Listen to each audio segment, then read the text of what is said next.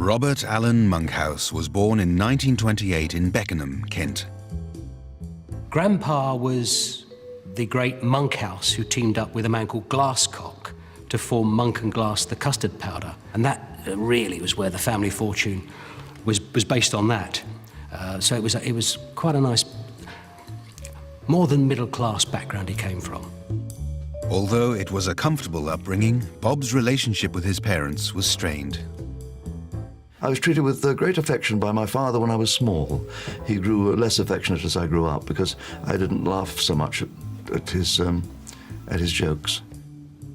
My mother was very gifted. She had inherited her father's ability as an artist, and I think she loved me very much, but she couldn't express it. But I didn't feel I had the right to demand it, nor would that have been successful, I think. In 1942, Bob was enrolled as a pupil at Dulwich College, but spent his school days bored and unhappy, taking refuge in drawing cartoons. Dad, when he was taking holiday jobs, would go to the Beano or the Dandy and fill in for cartoonists who were on holiday. I mean, he was a fantastic cartoonist. I think one of the amazing finds after he died and I was clearing the house was finding this little exercise book when he was about 16 years old. Extraordinary cartoon, amazing colour, a phenomenal skill. Everywhere Bob was, there was a doodle, there was a drawing. I've even found him on chocolate wrappers, sweet wrappers. He was on the telephone and there would always be a piece of paper with a doodle on it. But the young Bob Monkhouse's real passion was for writing gags. I asked him about it once. He said, oh, God, he's really young. He had this urge to write jokes and one-liners and things and hang around stage doors and try and get them to comedians. So it was in him from a very early age. Leaving Dulwich College at 17, Bob began to perform his own material, but from the beginning found himself something of an outsider. And at that time, all the comedians on the variety stage were working class. Yes. So I wasn't terribly welcomed by a lot of other comics. The hostility, was there? Yeah, I remember Leon Errol. Anyone remember Leon Errol? I remember Leon Errol. Do you? I'm probably the only two we're talking about ourselves. I remember Leon Errol very well, yeah. Don't be ignorant, don't be ignorant. Used to explain Shakespeare to the masses. And he said to me, you've got no right to be in this business. You're taking away a very nice job from a working class lad. We don't know who he is. He could be suffering.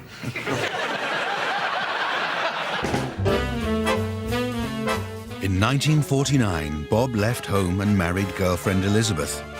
Disapproving of a bride she believed had no prospects, Bob's mother wore black to the wedding and encouraged her husband to join her in disowning their son. Let's have a really happy welcome for our young comedy find, Bob Monkhouse. Meanwhile, Bob's career received an unexpected boost when he was signed up by the BBC, becoming one of their most popular radio personalities. Oh, thank you so much. This is Bob. And this is Dennis. This is a show band show, the only show on radio where the people on stage outnumber the people in the audience. As a schoolboy, I was addicted to radio, and Bob was a huge radio star, Bob Monkhouse and Dennis Goodwin. A few weeks after his wedding, Bob teamed up with fellow comedy writer Dennis Goodwin, and the pair went on to write over 2,000 scripts for comedy plays and sketches throughout the 1950s. Funny script, eh? Thought of some good lines? Oh, I'm thinking of some beautiful lines. Really? Who's the script for? Dinah Dawes. Dinah Dawes? Yeah. Can I make some suggestions? No, I'm sorry, all the suggestions are coming from me.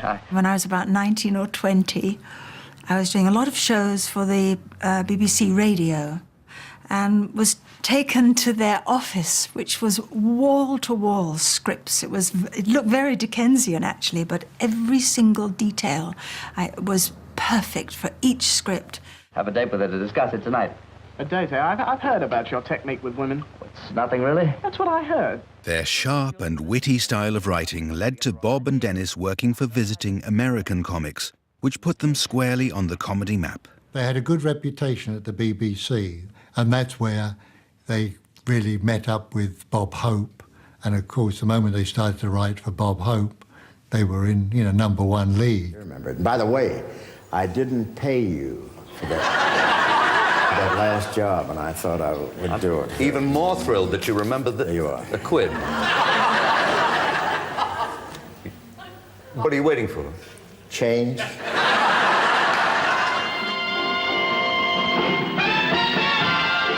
Bob's slick American style of comedy was ideally suited to the new medium of television. Speaking to Bob, you know, he actually said that himself. He used to love the way the Americans worked, and there was nobody over here doing it at the time. You know, you had Ted Ray. I'm not saying there weren't great comics or brilliant comics, but they didn't have that slickness that the Americans had. And Bob saw that and thought, yeah, I could adopt that, and I'll have some of that, and that's what set him apart from everybody else. But he had a very clinical approach to comedy. The very wording, the immaculate construction of a sentence and everything. He was very conscious of that. I think he almost trained himself to be a comedian rather than being an instinctive one. I must say, I'm a television fan, you know, I'm really, because I think it's wonderful. They show you dancers who dance everything, and singers who sing everything, and showgirls and acrobats. Whilst TV highlighted Bob's strengths, it wasn't so kind to his comedy partner Dennis Goodwin, and it soon became clear that when it came to performing talent, the double act was one-sided. Thank you very much indeed. Dennis was tall and gentle and rather shy and very self-conscious. Dennis was in the shadow, rather, of Bob, I think. Business partners, they're worse than wives. All the nagging and none of the advantages. Hello, Bob. This is certainly a wonderful day for both of us. Dennis, if this is a wonderful day, then I'm a monkey's uncle. Oh, forget your family worries. Unfortunately, when you're standing next to a performer as consummate and as at ease and in control of the situation as Bob, that two-shot looks particularly awkward. You see, we work as a team, you see, and teamwork's a wonderful thing. It's terribly important in show business, ladies and gentlemen, for teams to stick together, to know each other's work, and to be the best of friends. That's really the way we can describe the artists we're going to introduce now. Morecambe and Wise. And when seen alongside two of the greats, the awkwardness was even more acute. Why, you can share the show. You can share a laugh. You can share the dough. Hey, what? Where's my arm? And when you lose your fame, you can put the blame on the somebody there at your side. After 14 years together, it was Goodwin who broke up the partnership to write for Bob Hope. But things didn't work out. His career went into freefall, and 13 years later, he took his own life. It was 1962, and for a newly solo Bob Monkhouse, it was time to step back out into the spotlight, this time on... Good morning, sir. Why, it's Mr. Monkhouse. Oh, you can call me Bob, or even better, you can call me after 6 o'clock. During the early 60s, Bob Monkhouse focused on establishing himself as a multi-talented solo performer. He'd done musicals, he did Neil Simon play, and he did one or two straight roles. Here, he was polymath. I think he was probably milling around thinking, should I just settle down and decide what I want to do? But he was too good at too many things. Around these towns we've searched for buttes. We found in Clacton they were packed inside their bathing suits. In Felixstowe they stow so much away, and up in Scunthorpe and Cleethorpes mustn't touch but ole. As Bob climbed the show business ladder, he quickly discovered that, married or not, being a handsome rising star had its perks. It's reported that Monkhouse doesn't want to see any more beauty contests. He's making the most of this one. He liked the ladies. I mean, he was very charming. He was very handsome. And like Diana Dawes and most gorgeous birds. I mean, he didn't have no shortage of ladies. No, he loved his girls, didn't he? Yeah. I mean, he loved girls anyway. Full stop, absolutely loved women. That was it.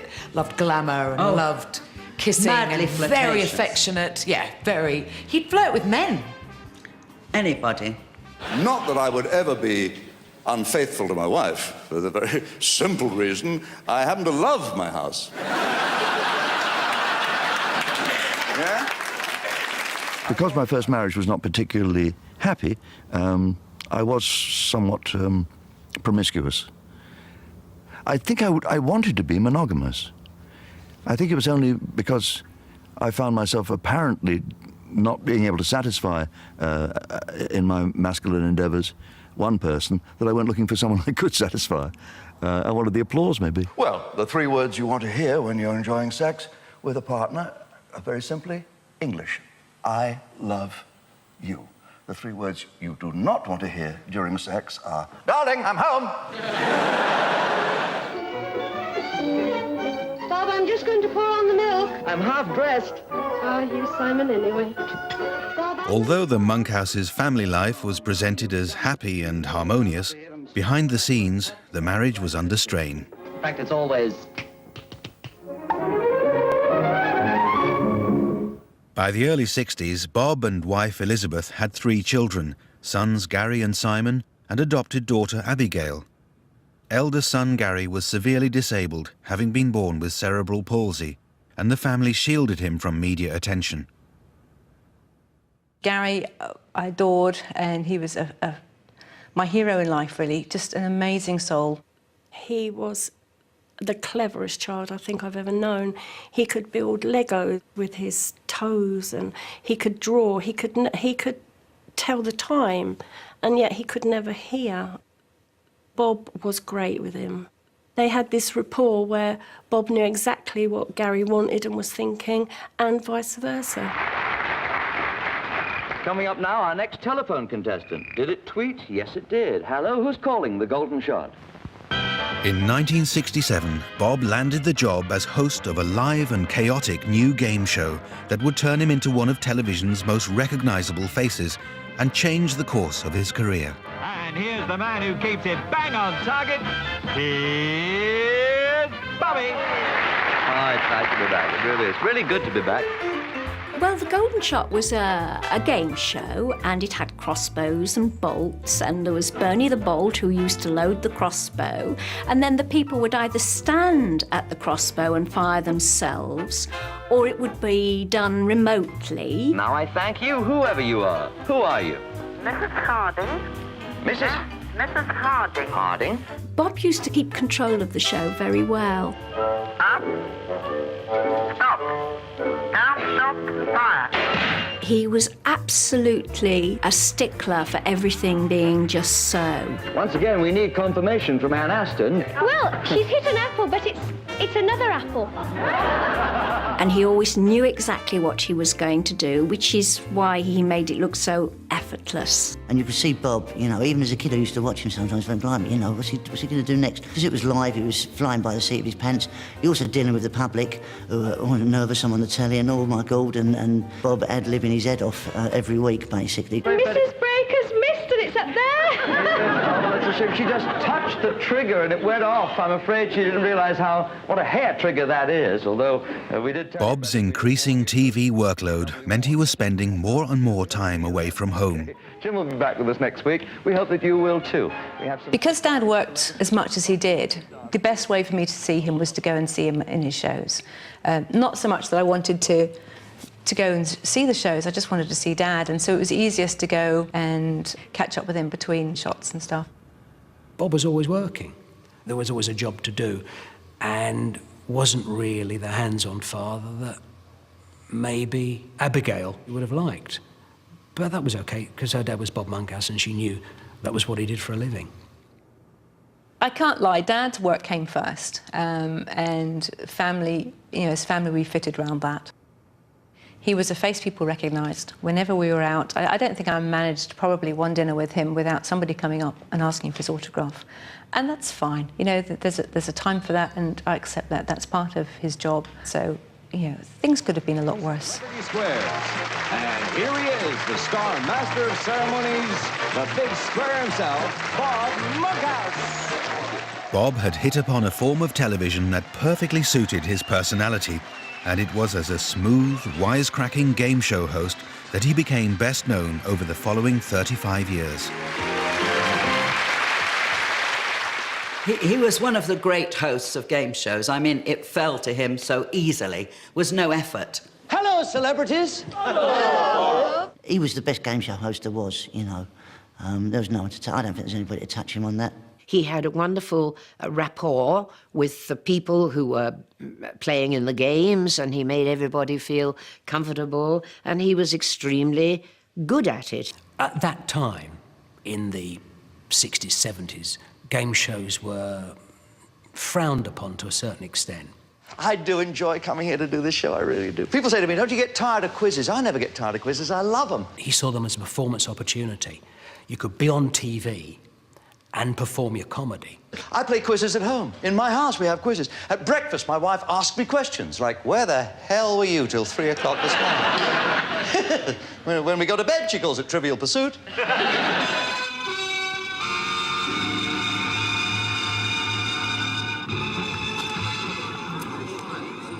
As Bob's career went from strength to strength, his family life was more turbulent. Bob Monkhouse, this is your life. Having divorced his first wife, Elizabeth, in 1973, he married his former secretary, Jackie Harding. A move that would cause problems for his children. And with her, your 2 children by your first marriage, Simon and Abigail. My second son, Simon, had great difficulty in coming to terms with the situation at home and then with the divorce. It's a curious thing that the pattern of my estrangement with my parents and Simon's decision to be persuaded that I was the author of all his misfortunes and therefore he didn't want to have anything to do with me. Well, that was always to my daily regret. I think the thing is that when Bob had sadness, he just went on and performed, and working helped him considerably. Live from London, ladies and gentlemen. Throughout the 70s and 80s, there were 2 Bob Monkhouses at work. One was the model of mainstream TV acceptability, whilst the other performed live stand-up in nightclubs, unhindered by the restrictions of prime time. His club act was a totally different thing to television because he could be himself there. On television, he had to actually work a different audience, you know. It was a different thing, and he could get away with murder.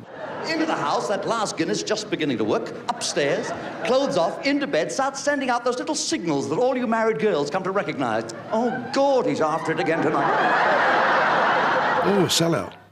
Bob Monkhouse on was a sellout. And we're not talking for one night, we're talking for from open on a Sunday and close on a Saturday. What's the difference between roast beef and pea soup? Anyone can roast beef, but not everybody. You're staring at me. He could be rude as you like. No effing and blinding. That wasn't his style. But rude, oh yeah. I object to some of the silly things they say on planes. Like they say, in the event of an emergency, put your head between your legs. My God, if I could do that, I'd never leave the house. I think when people went to see Dad in Cabaret, they were always a bit surprised how blue he was. But he didn't swear, and he always felt that if it was a good joke, it didn't need to be. He had a swear word in it.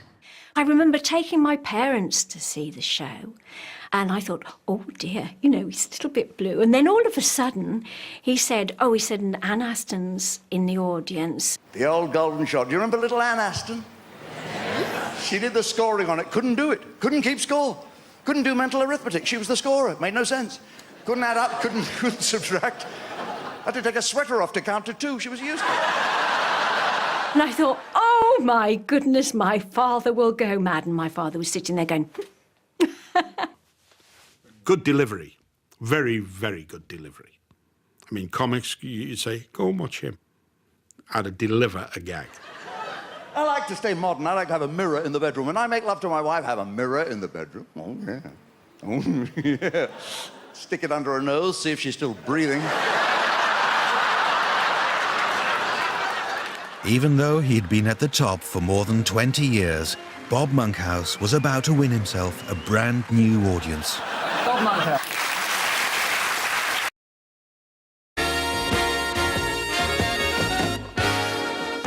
By the 1980s, Bob Monkhouse was everywhere, but he'd been on our TV screens continuously for over 2 decades, and the charm, for some, was starting to wear thin. Tell me a bit about the image you mean to portray on your new show. Are you going to be the slick, smoothie Bob Monkhouse we've all come to hate? I mean, love, sorry. You have a way with words. Not a way I like.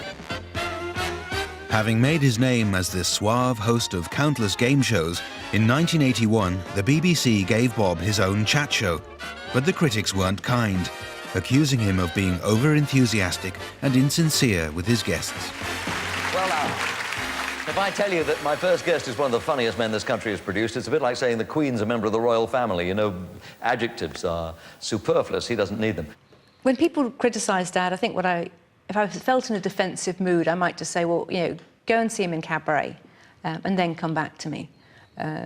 But you just can't let that bother you. You just move on, and if they can't be, if they don't like it, then fine, then you don't watch. I find the biggest problem for me is that my admiration for my guests, because they were all comedians, is so considerable that I can't disguise it, I can't hide it, and therefore it's possible to appear obsequious and over-enthusiastic about a guest when that is a genuine emotion. And that's been criticised, I noticed.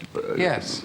Well, I should develop the same contempt that you obviously have for your guests. No, only for some of them.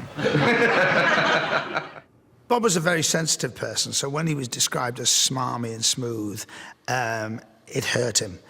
But he'd always been criticised all through his career. You can't please them all. I mean, you can divide an audience. You can say some are nice and some are miserable as sin. I would say that it's the people that are miserable as sin that say he's insincere. You know, the cliche, he was Marmite. People either liked him or couldn't stand him. And he used to talk about this very funnily but wistfully. I don't think television is a place for me to show my genuine emotions. I think it's a place I would rather... I'm much happier. Joan Rivers, when you interviewed her the other week, so excellently said that the Cabaret stage was her psychiatrist. But she regarded her job as to entertain, to get laughs. And that's the way I feel. I mean, I came into the business in 1845 in order to get laughs. But that meant inventing a persona, offering something, which is not necessarily me. It's an invention, it's a construction. I think all criticism hurts artists. They can face up to it, they can handle it. Bob could handle it, but of course, he was never happy with it. Do you think then that being honest or showing honest emotions on television is not a good idea if they can be misinterpreted? I don't really want to... No, exposing myself on the screen is not my idea of fun. Not even flashing. It's got nothing to do with anybody but me and my nearest and dearest. What I have is mine. What I want to offer an audience is something else. It's something that I manufacture. If they want to buy it, if it sells a ticket, that's enough. Lovely. Thank you, Bob. From the outset, Bob valued his privacy and surrounded himself with people who respected it. In private, he could be very quiet. And I mean this affectionately, not the life and soul of the party. He could almost be sitting in the corner of a room that had a lot of people in it, and you wouldn't necessarily have noticed him. He didn't have that sort of charisma off stage. Not an easy man to get to know. The book wasn't open. He was quite shy in many ways, getting to know people and all that. But if he liked you as a friend, you were a friend. In charge of shielding Bob from unwelcome attention was second wife Jackie, a highly influential figure in his life, albeit the long-suffering punchline of 1,000 Monkhouse jokes. Jackie was the butt end of so much of it. Yeah. Well, his wife. He'd always go, my wife. My wife has actually made me hire a cook and a chauffeur. And I said to her, you learn how to make meals, I can fire the cook. She said, you learn how to make love, you can fire the chauffeur as well. Britain Star's tagged thief. They've stuck him with a thing that prevents him going out of the house. I married one of them. My wife has got to die. My God, I took her to the opera last week and nobody would leave until she sang. Well, she was my best friend and she was the sister I never had. She didn't suffer fools gladly, and she would say it as it was. Jackie was a very tall woman of significant figure, which I guess was the first thing that attracted Bob to her. She was a strident woman, very strong, very powerful. She could be terrifying. She terrified producers, she terrified other agents, she terrified other performers. But I think that was her way of protecting Bob. Well, he can be put upon by people. And I feel you can be put upon so much, and then someone's got to draw the line. And he's too nice and he's too kind to do it, so I do it. So if people don't like me... Jackie was pretty much the messenger for him a lot, which was a bit, you know, a bit unfair, I guess. So she would always be the one that would say sort of, you know, not today to people. I think one thing I could say of Jackie is she adored my father. No question about that at all. And with that came a huge protectiveness. And because he was so busy and because he shared himself with so many people work-wise, then she did want him to herself, I think, a bit. So it was, you know, that came a bit challenging at times. I would have liked to have seen him a bit more. I would have liked her to have been a bit more family-orientated, but you can't make someone, you know, different than they are. So you just have to go along with it. The one place where Bob could let his guard down was their home on the island of Barbados. Barbados was the retreat. He'd been going to that island for 30 years, long before it became a trendy, celeb hotspot. It suited him perfectly. He could feel relaxed. Not many people stayed at his house. I was one of the very privileged few. I arrived, I can see him now. He had a hat on, he had a shirt on. He went, "Hi, welcome to Barbados, welcome to my home, and this is the real me. I'm bald, and I'm fat." He was very quiet, quite a shy man, and he would creep about. It was a very quiet house, it was like that. And he would creep about, and he used to do the most bizarre thing. And I can't really do it on camera because he used to come up and sort of tap me on the leg, out of the blue, hello, and walk away. It was quite unnerving the first time he ever did it because he was very tactile, a very touchy person. But even 4,000 miles from Britain, Bob couldn't escape the prying eyes. He would be playing Scrabble, and the tourist boat would come past once a day through the bay. And you could hear them on the loudspeaker, "And there's Bob Monkhouse's house over there. Everybody wave." And I had to pay for my accommodation by putting a straw hat on, a pair of dark glasses, and waving. "There's Bob, wave back to Bob, there's Bob." And he'd be writing and laugh his socks off. And here's the master of the quiz, Bob Monkhouse.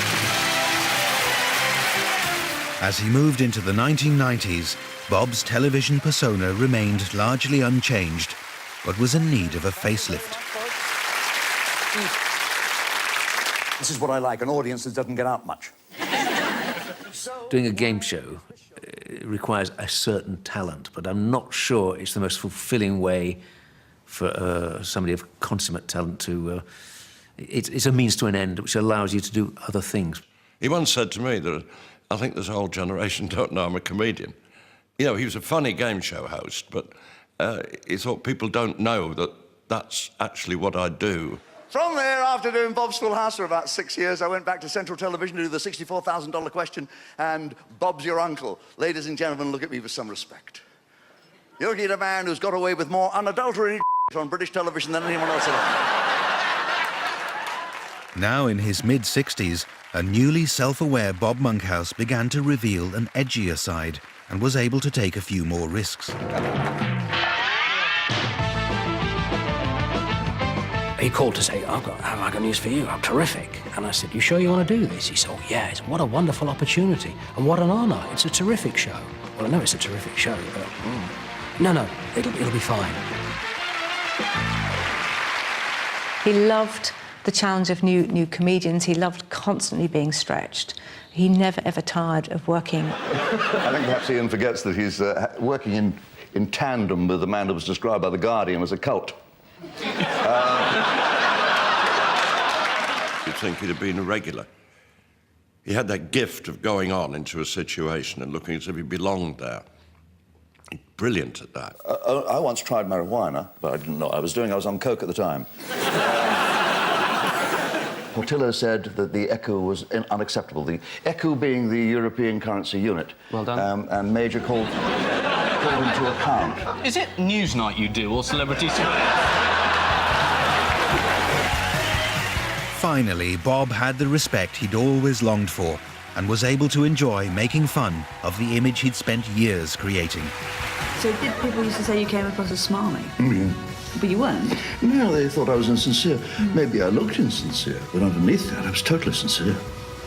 Although, maybe underneath that, I was insincere. I'm going to go. I admit, age is beginning to tell on me. The signs of age are very apparent. When you find you've walked into a room and you can't remember why you went in there. And it's the toilet. As Bob Monkhouse approached his 70th birthday, there was a brand new avenue of material to add to his encyclopedia of gags. For over 50 years, Bob had meticulously logged his ideas and jokes in a collection of notebooks, which were among his most treasured possessions. And then I write about it. Growing up, I was always aware of the joke books, and I would just look at them. They were quite normal, part of my dad's work. And, I mean, they are amazing. They're beautifully written. They weren't secret. I was allowed to look at them, nick a few jokes for telling my friends. They didn't really become famous until they got stolen. For once, Bob Monkhouse didn't see the funny side today. A thief has stolen 2 of his joke books filled with gags and sketches from the past 25 years. Now the funny man says he'll pay serious money to get them back. I'm devastated by it. My wife's very supportive, and she did point out to me that I haven't lost a leg. Frankly, you can have a leg if I can have the books back. When the story broke about his joke books that disappeared, everyone was laughing and joking about it, and I knew there was going to be a lot of pain. Paul, are you the who nicked my joke book? I was done for receiving stolen goods. The answer... Considering what had been taken, he was remarkably calm. He was extraordinary. I think just convinced that they would one day turn up, because it's a bit like stealing your moon rock. Who can you show it to? Who can you sell it to? 18 months later, Bob's manager, Peter Pritchard, received an unexpected call from someone saying they had the joke books and would return them in exchange for £15,000. When these books were brought to my office, I had a large sum of money ready to pay for them, and also about 5 very strong policemen. A big smile from Bob. His books are back, even if this one's just a stage prop. The real ones are safely in police custody, along with the mystery man who returned them. I rang Bob, and I said, "Bob, how are you?" He said, "I'm great." I said, "I've got some good news." He said, "What's that?" I said, "The babies are back." And I think he broke down in tears. I am overjoyed. The cow jumped over the moon, I'm jumping over the cow at the moment. An arrest was made, but charges were dropped, as Bob was so relieved to have his books back. Well, we'll just put your mic on first. In 2003, Bob was uncharacteristically lost for words when he was given a once-in-a-lifetime surprise. For the second time in his life. Bob, I'm awfully sorry about this, but we've postponed the transatlantic link so that I can say, Bob Monkhouse OBE, this is your life. Oh, Michael, how wonderful. Are you pleased? I'm thrilled to pieces. Oh, Mom. A new generation of comics lined up to pay tribute to an elder statesman of comedy. I've always been a big admirer of yours, Bob. I'm still using half your act. I should say that Bob once introduced me at the show by saying, here comes Frank Skinner, a man who hasn't let success go to his clothes. But you really were so complimentary, so supportive and flattering, really. So I really do appreciate that, Bob.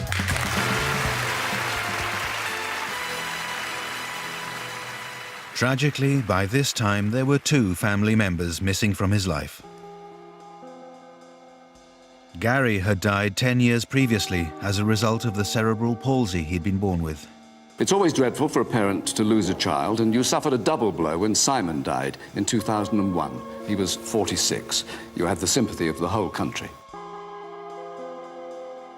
I think he kept his private thoughts very much just between him and Jackie, his sadness, because there was sadness.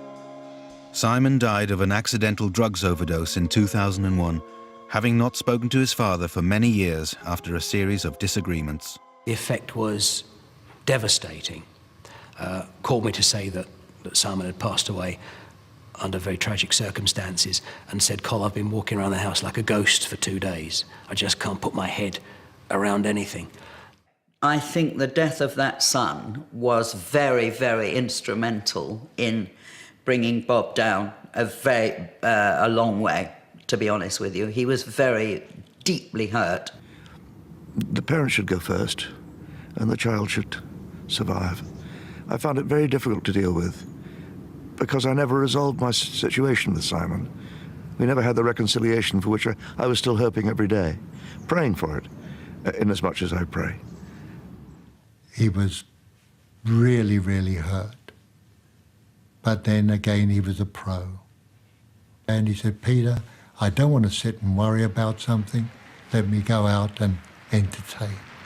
As a frail-looking Bob Monkhouse began to make appearances, rumours of his ill health started to circulate.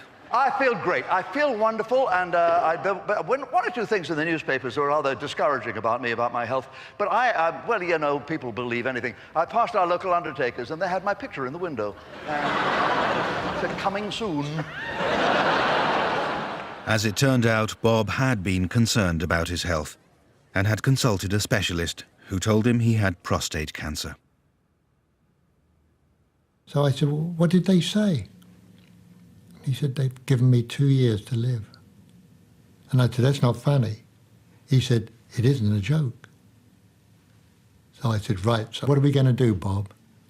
He said, "What we're going to do is work." He said, "All I want you to do is to try and keep the secret about the obvious time limit." He said, "We'll just say I'm very ill, but I'm going to recover." But I am healthy, I am healthy, I am wealthy, and I'm doing fine. Thank you very much indeed for that patter of indifference. I may say, I'm still enjoying sex at 74. I live at number 76, it's no distance.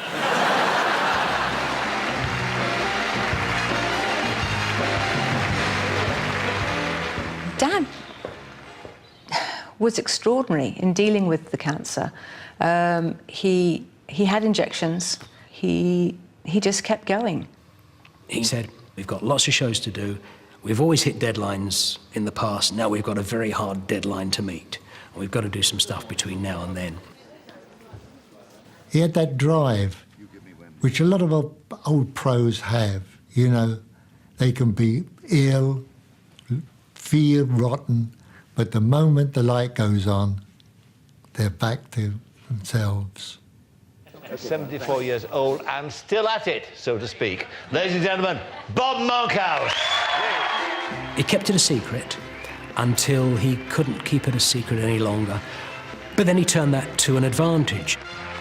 He used his prostate cancer as a device for comedy, which I thought was incredibly brave. Now, I didn't know I had cancer for about a year, I think. I just got constipated is what happened to me. And the doctor said, no.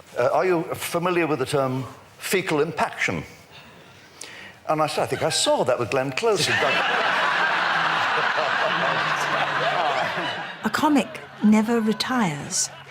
They have to keep working, keep having that communication with an audience. It's a wonderful thing to be able to keep going on stage and get that magic. You know, it's typically Bob, on that most painful of subjects, would get the joke out of it. Can I do a joke here about cancer? Okay. Stop here. This is not to offend anyone who is struggling with cancer, but I find it there are two ways of looking at things. I can't stop the cancer, that's incurable, but I can control the way I look at the cancer. there's no pretense, no subterfuge. Yes, that is the situation. I'll talk about it. And being Bob, what jokes can I do? I said, how long have I got to live? He said, 10. I said, what, months, weeks? He said, 9. I sat in the audience that day, and it was a bit of a stab. It was just a kind of reminder of reality sometimes. Because Dad coped with it so well, it was easy to forget he had cancer. I'm not scared of dying anyway, because You're not? I'm not. Death is a terrible thing. Well, the trouble is the next day you're so bloody stiff. He just looked normal on the outside, and yet you know that the clock was ticking away. Towards the end of 2003, it was clear that Bob's health was deteriorating. He was so brave and he was so positive. And for a while, we really did think he'd beaten it. But sadly, it all came back. Saw him just the week before, and as lovely as ever. We all said goodbyes. I thought that was pretty powerful stuff too, to have us over, and how strong that Jackie was. I spoke to him shortly before he died, and he came on buoyant on the phone. So he must have been able to do that, say, for 10 minutes, with the suffering and the pain he was going through, obviously. And he was, Jimbo. I said, hey, Robert, how are you? I've done a couple of gags, bang, bang, bang, which obviously, can't have been easy. I remember sitting on the bed with Bob. I get up, I give him a hug. He said, remember one thing, you've looked after me beautifully, but this is one deal you won't be able to get me out of. He gave me a kiss, and that was the last time I saw him. Dad died 29th of December, and he filled every single newspaper, just pages upon pages, and it ran and ran. I think he'd have been proud of that, actually. But 4 years after his death, Bob Monkhouse made a surprise return to our screens. Just when you thought it was safe to turn on your TV again, here I am. The Monkhouse estate gave permission for a high-profile ad campaign to raise awareness of prostate cancer, which ingeniously edited late 90s archive footage to make it look as if Bob had returned from the grave. What killed me kills 1 man per hour in Britain. That's even more than my wife's cooking. Very mixed feelings, you know. I mean, it was, I think I had a migraine the whole week, because it was a shock, but Dad would have been thrilled that it was as successful as it was. I wanted to die like my father, quietly in his sleep, not screaming, terrified like his passengers. I was sitting in a cinema, and it knocked me sick. In fact, I walked out of the cinema. I hated it, hated every minute of it. It unnerved me. It was Bob's sense of humour. He loved that macabre type of comedy. He would have been delighted with it. He really would. Even after his death, Bob Monkhouse was dividing the audience, making people laugh and ensuring that his name will never be forgotten. I used to annoy my first wife so much. I used to do things deliberately to annoy her. I just miss him. I just miss him. In the mornings, I'd wake up. God, she hated that. I always think of him when I watch the Raw Variety and things like that. You think, he should be walking on now. You can't be involved with someone of such a giant personality and not have them resonating through the rest of your life. He was a quite incredible person. His voice. I loved his voice, and I could sit hours listening to it. Even now, if I hear him on the television or a CD, I automatically turn around because I'm expecting him to be there ready to answer him. Thank you. I hope Dad's always remembered for making people laugh. I think a lot of people can remember and can recall a Bob Monkhouse joke. It may not be the right one, but they'll attribute to him, and as long as it's funny, he'd be happy with that. Everybody laughed when I first said I wanted to be a comedian. Well, they're not laughing now, are they?